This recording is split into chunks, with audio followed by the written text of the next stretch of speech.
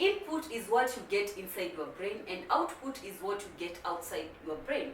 Input activities are like reading and listening, that is in language.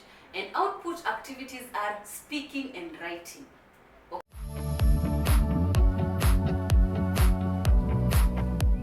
Hi everyone, welcome to Swahili Kingdom.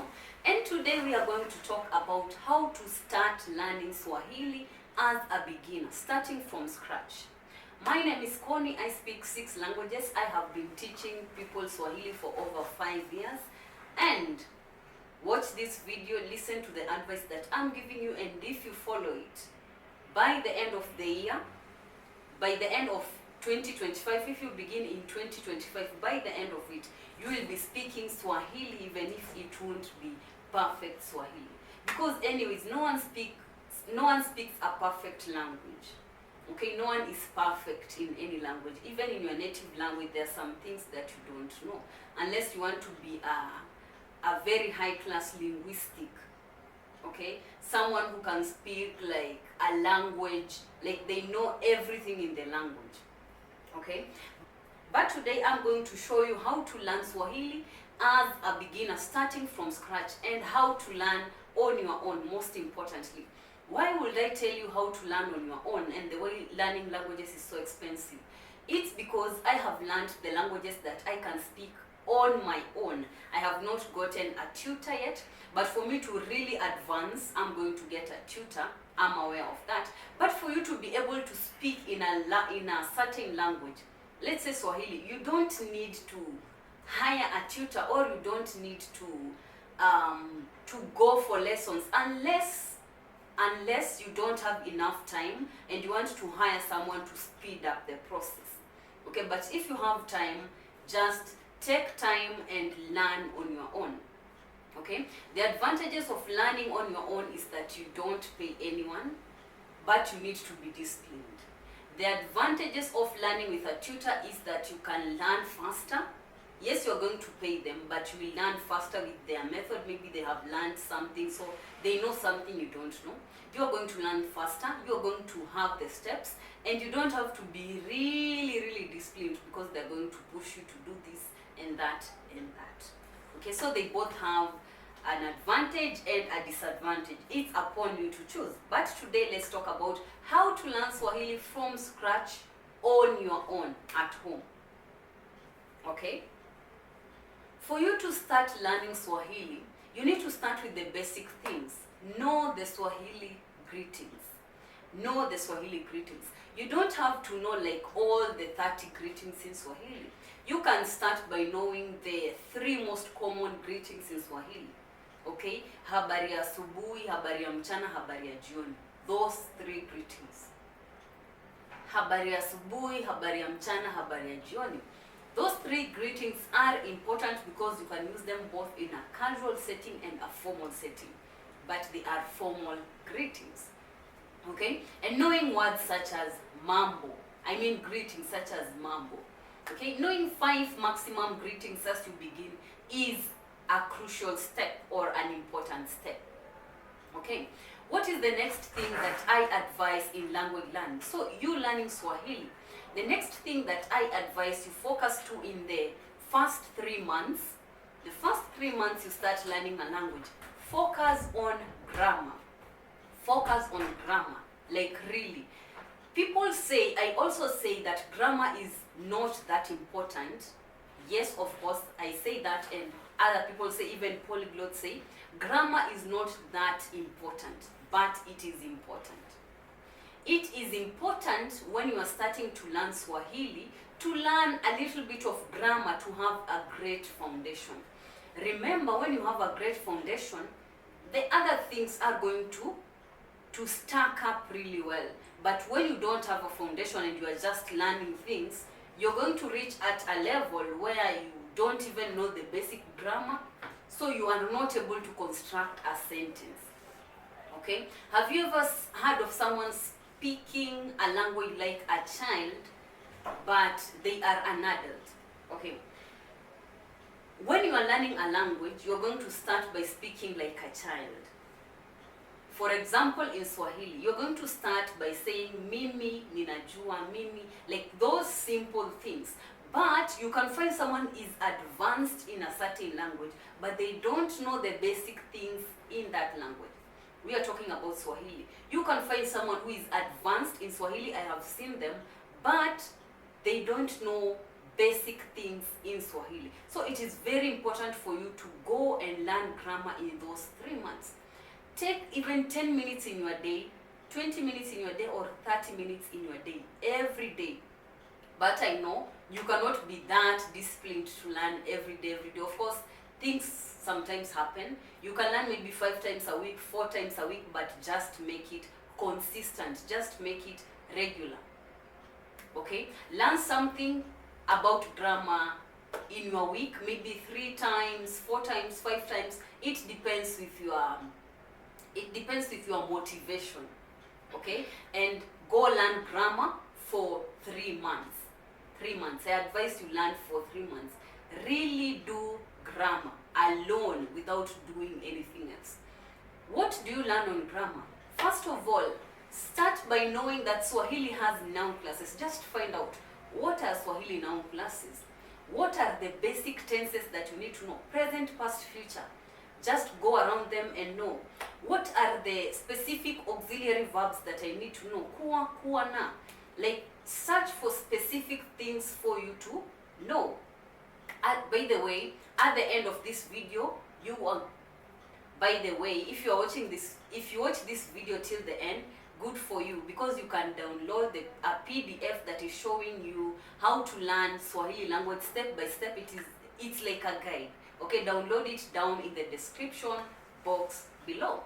So let's continue. I have said you do the noun classes. You know what are noun classes in Swahili. You go know the specific tenses in Swahili, present, past tense. You know how they are conjugated. It's not that complicated, I promise. And then after that, you go learn the kuwa and kuwa na, the auxiliary verbs that are used almost everywhere in Swahili.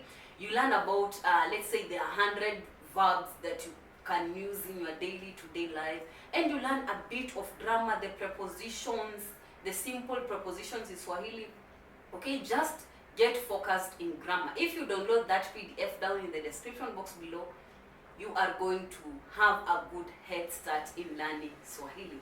Let's go to the next step. What is the next step that I advise you to start doing? After the 3 months, start reading. After the 3 months, start reading. Why am I telling you to start reading? Because even research and experts have proven that reading is also called the slow way of speaking. When you read, you are speaking, because reading is really important. As someone who has learned all those languages on my own, I have really read a lot of materials in each language, and I am still reading. Why is reading important? Experts and even research have proven, when you read, you acquire the verb, you acquire the verbs, not just a verb. You acquire the verbs, you acquire the grammar, and you even acquire the culture of that language that you are reading.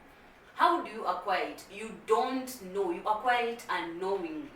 Okay, because there are sometimes, for example, me, because I've read a lot of Spanish, sometimes when I speak to someone in Spanish, I just pull out words that I didn't even study, because I have read them in a book. So my brain knows them. I just speak. And after speaking, that's when I start thinking, and I'm like, I've never studied that one. But then I remember, oh, I read it somewhere. Yeah. So reading is very important. Take the next 3 months to read. But as you are reading, put a little bit of grammar. Continue doing grammar. Okay? So now you can take, let's say we are using a 30-minute schedule every day. So you started with 30 minutes of grammar for 3 months. The next 3 months, do 20 minutes of reading, 10 minutes of grammar. 20 minutes of reading, 10 minutes of grammar.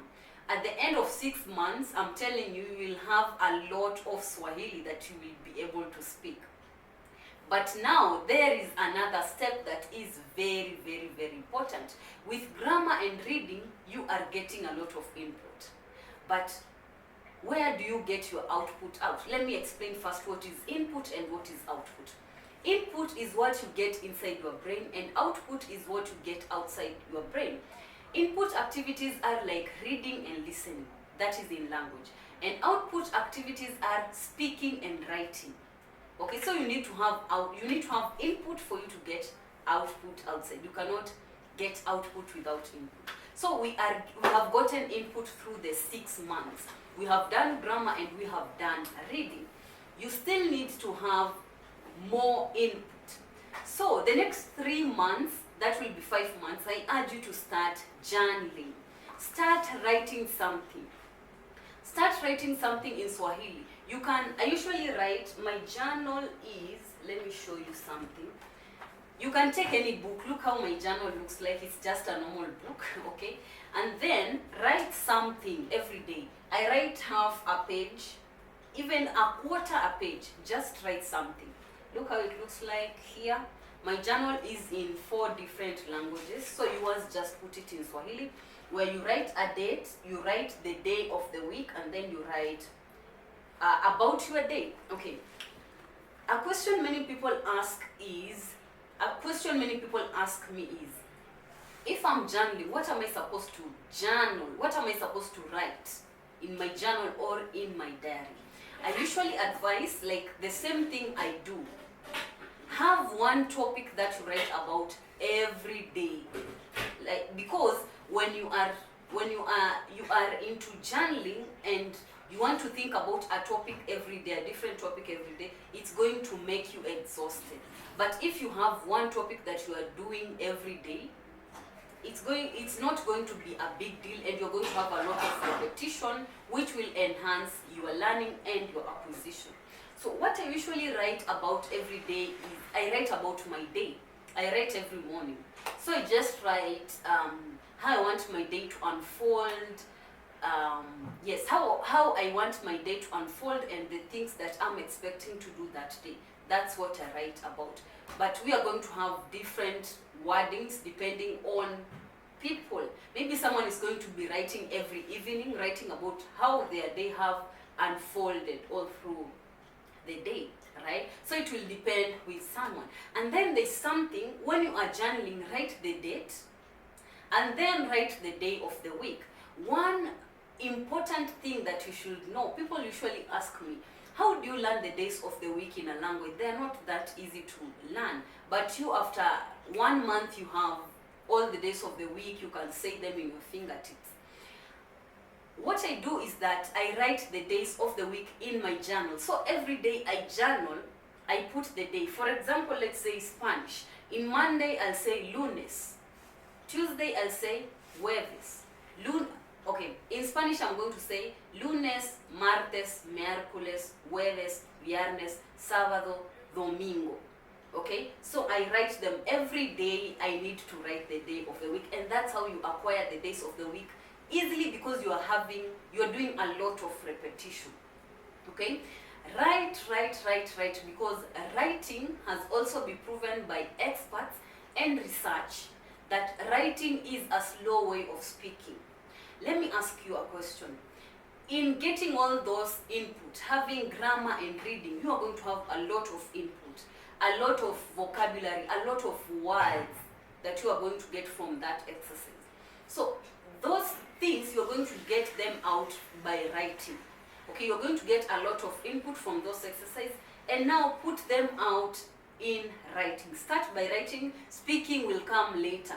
Don't start speaking before writing, because you won't be having a lot of input to get out. Okay, the next step is listening. Okay, you have gone on your 9 months.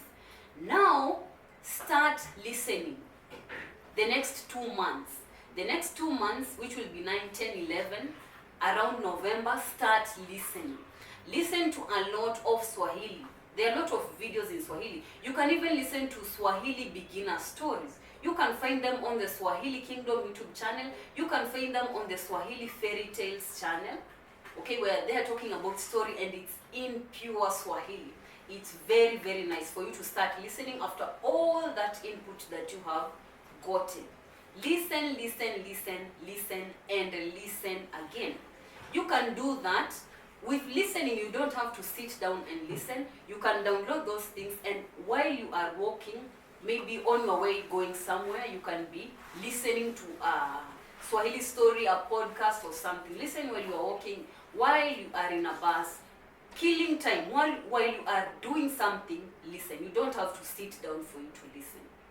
Okay? But as you are listening, continue with reading and continue with a little bit of grammar. Okay, let's go to the last month. The last month, dedicate it to speaking. Dedicate the last month, which is December, to speaking. So as you'll be doing the 30 minutes, 20 minutes reading, 10 minutes grammar, and listening while you are killing time, listening while you are doing something. So the last month, as you'll be doing all that, you'll have to add at least 20 minutes and do something called language islands. Okay, I coach myself to speak by something called language islands. With language islands, you don't have to get a partner or a language learning buddy, okay, for you to start speaking. Because I had that problem when I wanted to start speaking, and I couldn't, it's not that I couldn't find someone to speak, but I have a very busy schedule that I don't want to have someone to speak to, like where I speak to them, like a language exchange. I speak to them and then they speak to me in the language that they are learning. Like we are both gaining. For me, a language exchange which can take like an hour might be a lot of time. So that's where I got into language islands. What is a language island? You can watch it. I'm going to put it at the end of this video for you to go and watch it. It's simply a topic in a certain language. For example, if you are a beginner, you can start by introducing yourself, a topic, write about it, and then speak about it. Record yourself speaking about it or talking about it. Okay, and that way you will be knowing how to speak. You will be coaching yourself to speak that specific language. So just to wrap up, or just to go through everything that I have said, I started with grammar, I went to reading, after that I went to writing, I went to listening, and lastly speaking. Okay, because you need to have input and then output, as I have said throughout the video. Make sure to download the PDF that will be as a language plan if you are learning Swahili. If you're going to start learning Swahili next year, if you're going to start learning Swahili January 2025, by December you will be able to speak Swahili. Okay, as I said, it won't be perfect, but you will be able to speak Swahili. It will be like a language learning plan, a language learning plan throughout the whole year for you. Because when you start learning a certain language, it's quite hard for you to know where to start. I have been there. And even if you're not going to start in January, whichever time that you are going to start, just plan yourself in 12 months to start speaking at least. Okay, thank you so much for watching this video. I hope you have gotten something. Don't forget to download the PDF for you to get the Swahili language learning plan. Subscribe if you want to continue seeing videos in this channel. If you are learning Swahili, this channel will be very, very important for you. Like, share this video with your friend, and you can comment down below how you found this video, what else you would like to be made in this video for you to learn something new. And don't forget to watch the video on language islands at the end. If you would like to support me financially, there's a link down below on Buy Me a Coffee. You can buy me a coffee, whichever amount that you want. I'll see you in the next video.